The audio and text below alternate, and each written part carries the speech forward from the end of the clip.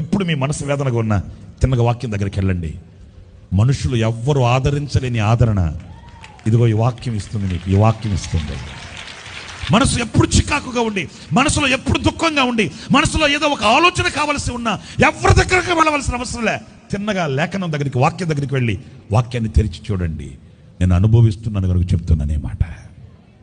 10 మంది, 100 మంది, 1000 మంది స్నేహితులు నీ చుట్టూ కూర్చుంటే నీకు కలగని సంతోషం పరిశుద్ధ గ్రంథం నీ ఒడిలో పోస్తుంది.